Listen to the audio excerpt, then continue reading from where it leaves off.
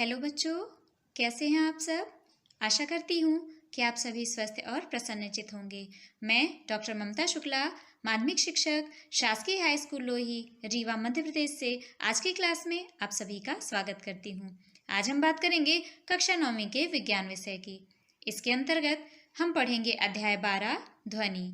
इसका भाग 1 हम पिछली कक्षा में पढ़ चुके हैं। आज इसका हम भाग 2 पढ़ेंगे। चलिए शुरू करते हैं। पिछले भाग में हमने ध्वनि के प्रमुख गुणों तथा ध्वनि कैसे उत्पन्न होती है, उसके लिए किन माध्यमों की आवश्यकता होती है, कुछ गतिविधियों के बारे में हमने समझने का प्रयास किया था। आइए आज हम पढ़ते हैं ध्वनि तरंगों के कुछ अभिलक्षणों के बारे में। तो जैसा कि हम जानते हैं, हमें सुनने में मिलता है कि ध्वनि तरंग में निम्नलिखित अभिलक्षण होते हैं: तरंग दैर्ध्य, आवृत्ति, आयाम और वेग। ये कुछ बिंदु हैं जो हमें ध्वनि के अध्ययन को जिससे हमें सरलता मिलती है। यदि हम बात करें ध्वनि तरंग यानी कि साउंड वेव की, तो ध्वनि तरंग को कुछ इस तरह से चित्र के माध्यम से समझाने का प्रयास किया गया है।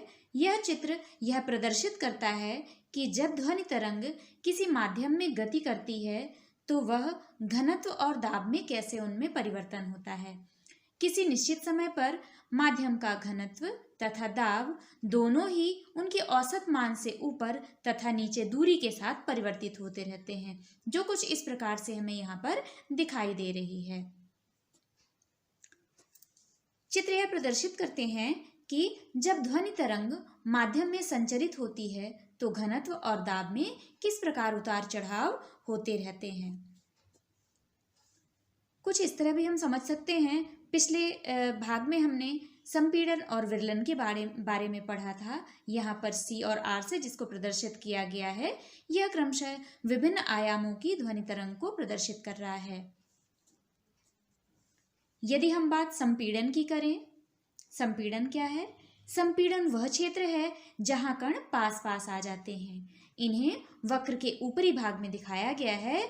शिखर अधिकतम संपीड़न के क्षेत्र को प्रदर्शित करते हैं। इस प्रकार संपीड़न वह क्षेत्र होता है जहां पर घनत्व तथा दाब दोनों ही अधिक होते हैं।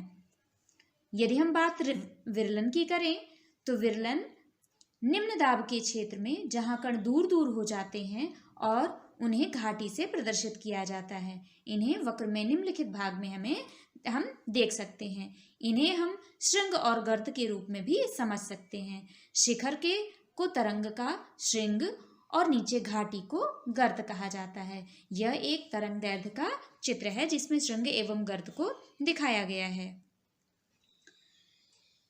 दो क्रमागत संपीड़नों तथा विरलनों के बीच की दूरी जो है वह तरंग दैर्ध्य कहलाती है। तरंग दैर्ध्य को सामान्यतः लैम्डा, जिसे यह ग्रीक अक्षर होता है, इससे निरूपित किया जाता है। इसका SI मात्रक मीटर तथा इसको एंगस्ट्रॉम से नापा जाता है। यदि हम बात फ्रीक्वेंसी यानी आवृत्ति की करें, तो आवृत्ति से हमें ज्ञात होता है कि कोई भी घटना कितनी जल्दी जल्दी घटित होती है। मान लीजिए आप किसी ढोल को पीट पीट कर बाजा बजा रहे हैं, तो आप ढोल को 1 सेकंड में जितनी बार पीटते हैं वह आपके द्वारा ढोल को पीटने की आवृत्ति होती है। हम जानते हैं कि जब ध्वनि किसी माध्यम में संचरित होती है तो माध्यम का घनत्व किसी अधिकतम तथा न्यूनतम मान के बीच में बदलता है। घनत्व के अधिकतम मान से न्यूनतम मान तक परिवर्तन में और पुनः अधिकतम मान तक जाने के दौरान एक दोलन पूरा होता है। तो इसे हम परिभाषा के रूप में यह भी कह सकते हैं कि एकांक समय में इन दोलनों की कुल संख्या ध्वनि तरंग की आवृत्ति कहलाती है।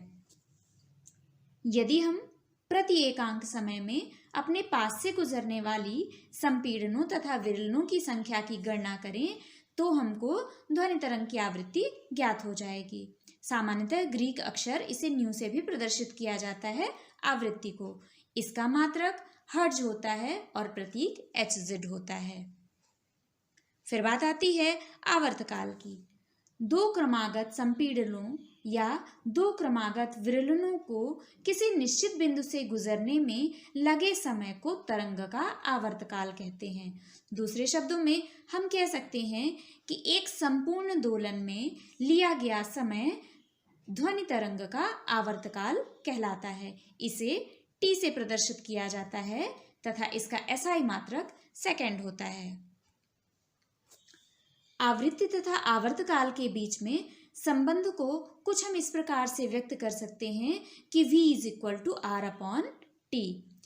इस प्रकार एक उच्च तारत्व की ध्वनि से हमें ज्ञात होता है कि किसी बिंदु के एकांक समय में संपीड़न तथा विरलन की अधिक संख्या गुजरती है। फिर बात आती है तारत्व की। किसी ऑर्केस्ट्रा में वायलिन तथा बांसुरी एक ही समय बजाई जा सकती है। दोनों ध्वनियां एक ही माध्यम यानी वायु में चलती हैं। हमारे कानों तक यह एक ही समय में पहुंचती हैं। दोनों ही स्रोतों की ध्वनियां एक ही चाल से चलती हैं, लेकिन जो ध्वनियां हम ग्रहण करते हैं वे भिन्न भिन्न होती हैं। ऐसा ध्वनि से जुड़े हुए विभिन्न अभिलक्षणों के कारण होता है। तारत्व इनमें से एक अभिलक्षण होता है जिसके द्वारा हम वायलिन की धुन, बांसुरी की या फिर ढोलक की, इनको अलग अलग तरीके से हम पहचान लेते हैं। किसी उत्सर्जित ध्वनि की आवृत्ति को मस्तिष्क किस प्रकार अनुभव करता है, यह उसका तारत्व कहलाता है। किसी स्रोत का कंपन जितनी शीघ्रता से होता है, आवृत्ति उतनी ही अधिक होती है और उसका तारत्व भी अधिक होता है। इसी प्रकार जिस ध्वनि का तारत्व कम होता है, उसकी आवृत्ति भी कम होती है, जैसा कि आगे हमें चित्र में दर्शाया गया है। विभिन्न आकार तथा आकृति की वस्तुएं विभिन्न आवृत्तियों के साथ कंपन करती हैं और भिन्न भिन्न तारत्व की ध्वनियां उत्पन्न करती हैं। इस प्रकार हम चित्र में देख सकते हैं, ये एक तरंग है जिनमें क्रमशः विक्षोभ हो रहा है समय के साथ। कुछ इस प्रकार वाली तरंग को भी हम देख सकते हैं। ठीक है, यहाँ पर निम्न तारत्व की ध्वनि की आवृत्ति कम होगी तथा उच्च तारत्व की ध्वनि की आवृत्ति अधिक होगी। यानी यहाँ पर उच्च तारत्व की ध्वनि का है तरंग है और ये निम्न तारत्व की ध्वनि है। यहाँ पर ये दोनों की संख्या कम है, जबकि यहाँ पर इसकी संख्या ज्यादा है, तो यहाँ पर तारत्व भी अधिक होगा। अब हम बात करते हैं तरंग आयामों की। किसी माध्यम में मूल स्थिति के दोनों ओर अधिकतम विक्षोभ को तरंग का आयाम कहते हैं। इसे सामान्यतः कैपिटल ए से निरूपित किया जाता है। ध्वनि के लिए इसका मात्रक दाब या घनत्व का मात्रक होगा। ध्वनि की प्रबलता अथवा मृदुता मूलतः इसके आयाम से ही ज्ञात की जाती है। यदि हम किसी मेज पर धीरे से चोट मारें तो हमें एक ध्वनि सुनाई देगी, क्योंकि हम कम ऊर्जा की ध्वनि तरंग उत्पन्न करते हैं। यदि हम मेज पर जोर से चोट मारें तो हमें प्रबल ध्वनि सुनाई देगी। क्या आप इसका कारण बता सकते हैं? उत्पादक स्रोत से निकलने के पश्चात ध्वनि तरंगे जो है वह फैल जाती हैं। स्रोत से दूर जाने पर इनका आयाम तथा प्रबलता दोनों ही कम होते जाते हैं। प्रबल ध्वनि अधिक दूरी तक चल सकती है क्योंकि यह अधिक ऊर्जा से संबद्ध होती है। आगे चित्र में हम देखेंगे कि समान आवृत्ति की प्रबल तथा मृद ध्वनि की तरंगों की आकृतियां किस प्रकार होती हैं। कुछ इस प्रकार हम देख सकते हैं, ये है मृदु ध्वनि और ये है प्रबल ध्वनि। मृदु ध्वनि जो होगी वह उसकी तीव्रता क्या होगी? कम होगी। तो यहाँ पर श्रृंगों और गर्तों की ऊंचाई भी कम होगी, जबकि जो ध्वनि प्रबल होगी उसमें क्रमशः विक्षोभ जो होगा वह ज्यादा होगा और यह ज्यादा दूरी तक भी जाएगी। इसलिए ये होगी प्रबल ध्वनि का और ये हुई मृदु ध्वनि का। ध्वनि का यह गुणता एक अभिलक्षण भी है जो हमें समान तारत्व तथा प्रबलता की दो ध्वनियों में हमें अंतर करने में सहायता करता है। एकल आवृत्ति की ध्वनि को हम टोन कहते हैं। अनेक आवृत्तियों के मिश्रण से उत्पन्न ध्वनि को स्वर या नोट कहते हैं। यह सुनने में सुखद होता है। शोर, जिसे कि हम नॉइस कहते हैं, यह कर्णप्रिय नहीं होता, जबकि संगीत सुनने में सुखद होता है। अब यदि हम तरंग वेग की बात करें तो तरंग के किसी बिंदु जैसे कि एक संपीड़न या विरलन द्वारा एकांक समय में तय की गई दूरी तरंग वेग कहलाती है। जैसा कि हम जानते हैं कि वेग बराबर होता है दूरी बटे समय, तो v बराबर हो गया लैम्डा बटे t। यहाँ पर दूरी जो है उससे हम लैम्डा से तथा समय t से प्रदर्शित कर रहे हैं।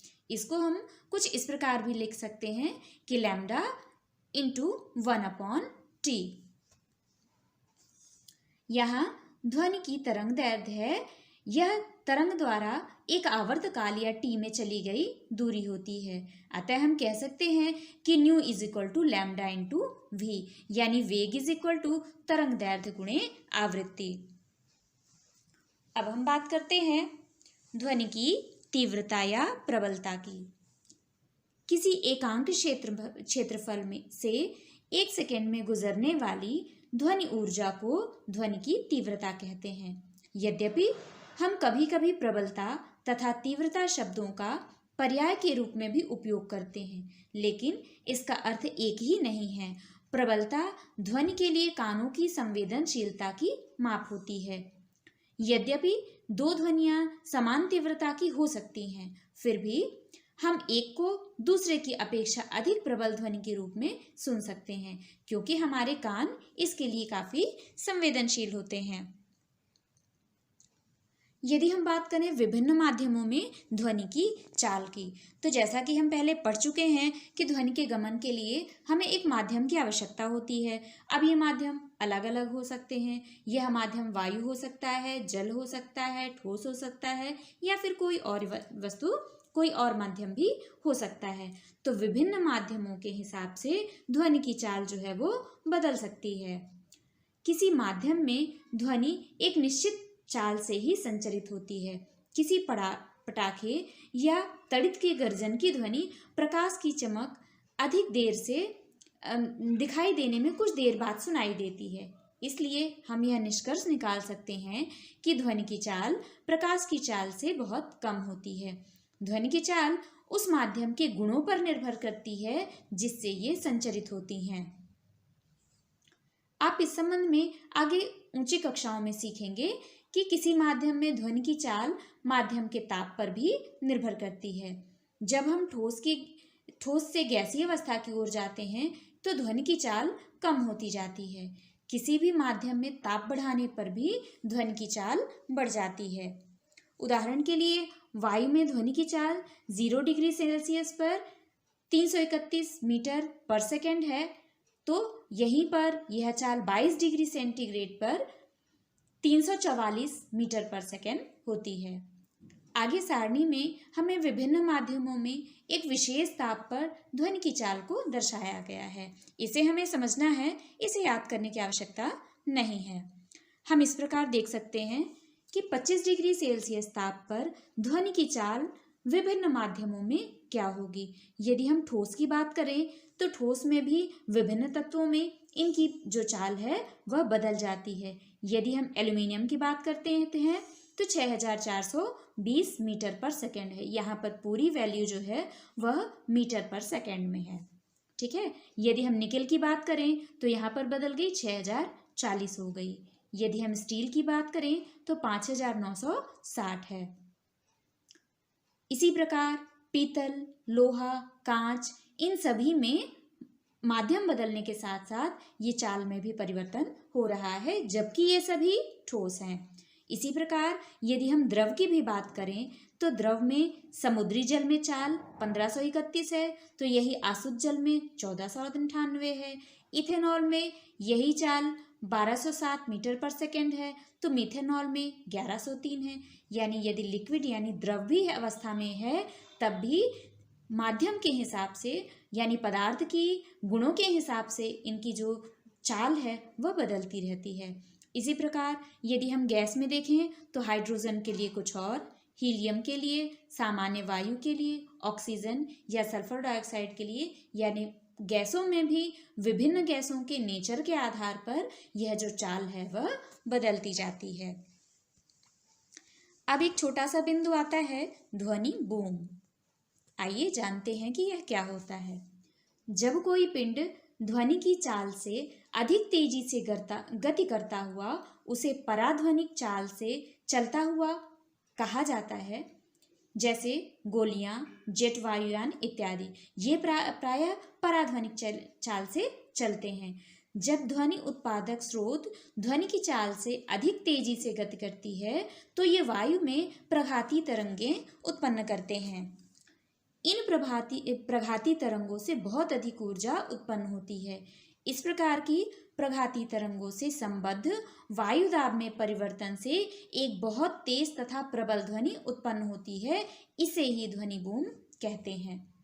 पराध्वनिक वायुयान से उत्पन्न इस ध्वनि बूम में इतनी अधिक मात्रा में ऊर्जा निहित होती है कि यह खिड़कियों के शीशे भी तोड़ सकती है, यहाँ तक कि यह भवनों को भी क्षति पहुंचा सकती है। तो इस प्रकार हुआ ध्वनि बूम।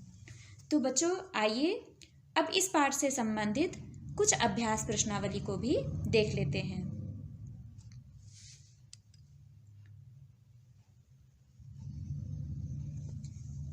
पहला प्रश्न है, किसी माध्यम में ध्वनि द्वारा उत्पन्न विक्षोभ आपके कानों तक कैसे पहुंचता है? तो बच्चों, इसका उत्तर है ध्वनि स्रोत से उत्पन्न होकर वायु के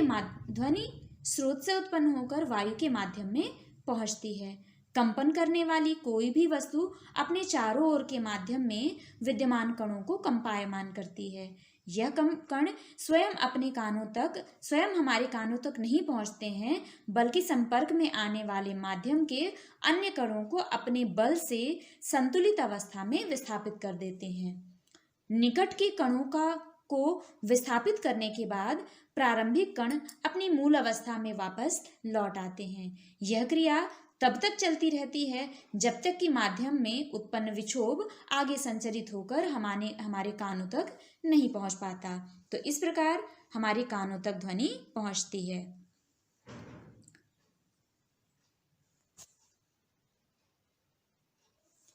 अगला प्रश्न है, आपके विद्यालय की घंटी ध्वनि कैसे उत्पन्न करती है? तो बच्चों, इसका उत्तर है जब घंटी लगातार आगे तथा पीछे की ओर गति करती है तो ध्वनि उत्पन्न करने के लिए संपीड़न तथा विरलनों की एक श्रेणी बन जाती है, जिसके कारण ध्वनि उत्पन्न होती है घंटी से और यह हमारे कानों तक पहुंचती है। अगला प्रश्न है, ध्वनि तरंगों को यांत्रिक तरंगे क्यों कहते हैं? तो इसका उत्तर है ध्वनि एक ऊर्जा है जो स्वयं उत्पन्न नहीं हो सकती है। इसे उत्पन्न करने के लिए किसी न किसी प्रकार की यांत्रिक ऊर्जा की आवश्यकता होती है, चाहे हम ताली बजाएं या हथौड़ी से घंटी बजाएं। यांत्रिक ऊर्जा ही ध्वनि ऊर्जा को उत्पन्न करती है, जो तरंगों के रूप में आगे बढ़ती है। इसलिए ध्वनि तरंगों को यांत्रिक तरंगे कहा जाता है। अगला प्रश्न है, मान लीजिए आप अपने मित्र के साथ चंद्रमा पर गए हुए हैं। क्या आप अपने मित्र द्वारा उत्पन्न ध्वनि को सुन पाएंगे? तो बच्चों, इसका उत्तर है नहीं। क्यों? ध्वनि के संचरण के लिए हमें किसी न किसी माध्यम की आवश्यकता अवश्य होती है। यह निर्वात में नहीं चल सकती है। इसलिए चंद्रमा पर अपने मित्र द्वारा उत्पन्न ध्वनि को हम नहीं सुन पाएंगे। इसको हम इस प्रकार के एक एग्जाम्पल से भी समझ सकते हैं कि यदि कोई व्यक्ति बंद कार में बैठा है और वह अंदर से कुछ बोलता है या कुछ आवाज़ करता है तो बाहर खड़े व्यक्ति को बिल्कुल भी सुनाई नहीं देता है, और तब बाहर खड़ा हुआ व्यक्ति अंदर वाले व्यक्ति को इशारे से कहता है खिड़की का ग्लास नीचे उतारने के लिए। जैसे ही खिड़की का ग्लास नीचे उतरता है तो वायु का संपर्क बन जाता है और अंदर की आवाज़ वहां पर बाहर तक पहुंच जाती है। अब अगला प्रश्न है, तरंग का कौन सा गुण निम्नलिखित को निर्धारित करता है? पहला है प्रबलता, दूसरा है तारत्व। तो प्रबलता क्या है? किसी ध्वनि तरंग की प्रबलता उसके आयाम के द्वारा निर्धारित की जाती है। बड़ा आयाम प्रबल ध्वनि को तथा छोटा आयाम मृदु ध्वनि का कारण होता है। इसी प्रकार यदि हम तारत्व की बात करें तो ध्वनि का तारत्व उसकी आवृत्ति पर निर्भर करता है। निम्न आवृत्ति की ध्वनि का तारत्व नीचा होगा तथा उच्च आवृत्ति की ध्वनि का तारत्व ऊंचा होगा। तो यहाँ पर दो बिंदु आए, प्रबलता और तारत्व। तो प्रबलता का संबंध आयाम से है, जबकि तारत्व का संबंध उसकी आवृत्ति से है।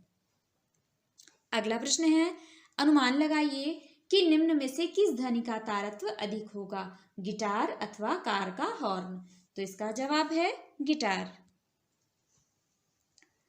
अगला प्रश्न है, किसी ध्वनि तरंग की तरंग दैर्ध्य, आवृत्ति, आवर्तकाल तथा आयाम से क्या अभिप्राय है। बच्चों, परीक्षा की दृष्टि से भी यह इंपॉर्टेंट क्वेश्चन है। आइए उत्तर देखते हैं। ध्वनि तरंग की तरंग दैर्ध्य जो है वह क्या होती है, दो क्रमागत संपीड़नों तथा दो क्रमागत विरलनों के बीच की दूरी तरंग दैर्ध्य कहलाती है, जिसे हम लैम्डा से प्रदर्शित करते हैं तथा इसका मात्रक मीटर होता है। जबकि आवृत्ति क्या है, एकांक समय में दोलनों की कुल संख्या ध्वनि तरंग की आवृत्ति कहलाती है, जिसे हम न्यू से प्रदर्शित करते हैं तथा इसका मात्रक हर्ट्ज होता है। अगला बिंदु है आवर्तकाल। काल जैसा कि हम समय से इसको समझ सकते हैं। एक माध्यम में घनत्व के एक संपूर्ण दोलन में लिया गया समय जो है वह ध्वनि तरंग का आवर्तकाल कहलाता है। इसका SI मात्रक सेकंड है तथा इसे T से प्रदर्शित किया जाता है। अगला बिंदु है आयाम। किसी माध्यम में मूल स्थिति के दोनों ओर अधिकतम विक्षोभ को तरंग का आयाम कहते हैं। तो ये चार बिंदु हो गए जो कभी कभी टिप्पणी में भी परीक्षा में पूछा जाता है। अगला प्रश्न है, किसी ध्वनि तरंग का तरंग दैर्ध्य तथा आवृत्ति उसकी वेग से किस प्रकार संबंधित होता है। किसी ध्वनि के तरंग दैर्ध्य तथा उसकी आवृत्ति उसके वेग से निम्नलिखित समीकरण द्वारा संबंधित होते हैं। मान लीजिए यदि v तरंग का वेग, न्यू तरंग की आवृत्ति, लैम्डा तरंग की तरंग लंबाई तथा t किसी कण के एक दोलन का दोलन काल, जिसे हम माध्यम में किसी एक कण द्वारा एक दोलन पूरा करने में लगा गया समय भी कह सकते हैं। हम जानते हैं कि तरंग लंबाई में माध्यम के किसी कण को एक दोलन पूरा करने में लगे समय को दूरी कहते हैं। तो t समय में तरंग द्वारा तय की गई दूरी न्यू हो गई। इकाई समय में तरंग द्वारा तय की गई दूरी लैम्डा बटे t, किंतु इकाई समय में तय की गई दूरी तरंग वेग है, अर्थात v = लैम्डा t, यानी v बराबर हम कह सकते हैं कि न्यू इंटू 1/t, यानी तरंग वेग बराबर आवृत्ति गुणे तरंग। लंबाई का यह संबंध अनुदैर्ध्य तथा अनुप्रस्थ दोनों तरंगों के लिए सत्य है। अगला एक सवाल है। प्रश्न है, किसी दिए हुए माध्यम में एक ध्वनि तरंग की आवृत्ति 220 हर्ट्ज है तथा उसका वेग 440 मीटर पर सेकेंड है। इस तरंग की तरंग दैर्ध्य की गणना कीजिए। तो यहाँ पर वेग दिया हुआ है 440 मीटर पर सेकेंड, आवृत्ति दी हुई है 220 हर्ट्ज, तरंग दैर्ध्य हमें निकालना है। तो सूत्र हमें पता है, वेग बराबर तरंग दैर्ध्य गुणे आवृत्ति। तो इस सूत्र में जब हम मान रखते हैं तो वेग है यानी 440 और आवृत्ति है 220, और जब 440 में 220 का भाग देते हैं तो 2 मीटर, यह हमारी तरंग दैर्ध्य प्राप्त हो जाती है। अगला सवाल है, किसी ध्वनि स्रोत से 450 मीटर की दूरी पर बैठा हुआ कोई मनुष्य 500 हर्ट्ज की ध्वनि सुनता है। स्रोत से मनुष्य के पास तक पहुंचने वाले दो क्रमागत संपीड़नों में कितना समय अंतराल होगा, यानी यहाँ पर t हमें ज्ञात करना है। जबकि v बराबर दिया हुआ है 5000 हर्ट्ज, टाइम दिया हुआ है, टाइम बराबर कितना समय अंतराल होगा, यानी समय हमें निकालना है। तो t बराबर हम जानते हैं 1/v, v हमारे पास दिया हुआ है 500। तो जब हम 1/500 करते हैं यानी 1/500 करते हैं तो हमें t मिल जाता है 0.002 सेकेंड। तो यह इसका उत्तर हो जाएगा। अगला सवाल है, ध्वनि की प्रबलता तथा तीव्रता में अंतर बताइए। बच्चों, यह परीक्षा की दृष्टि से भी इम्पोर्टेंट है। आइए देखते हैं। प्रबलता, ध्वनि के लिए प्रबलता जो होती है वह कानों की संवेदनशीलता की माप है, जबकि तीव्रता किसी एकांक क्षेत्रफल से 1 सेकंड में गुजरने वाली ध्वनि ऊर्जा है।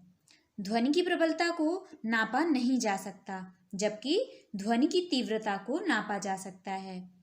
भिन्न भिन्न प्रेक्षकों के लिए ध्वनि की प्रबलता अलग अलग हो सकती है, जबकि सभी के लिए जो तीव्रता होती है, ध्वनि की तीव्रता सभी प्रेक्षकों के लिए समान होती है। अगला अंतर है पराश्रव्य तथा अपश्रव्य ध्वनि तरंगों की प्रबलता सुनाई ना देने के कारण शून्य होती है, जबकि पराश्रव्य तथा अपश्रव्य ध्वनि तरंगों में तीव्रता का होना संभव है। तो इस प्रकार हमने देखा ध्वनि की प्रबलता तथा तीव्रता में अंतर।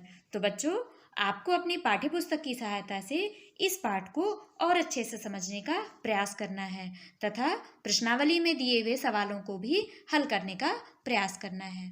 तो आज की क्लास में बस इतना ही। इसके आगे का भाग हम अगले वीडियो में पढ़ेंगे। तब तक के लिए धन्यवाद।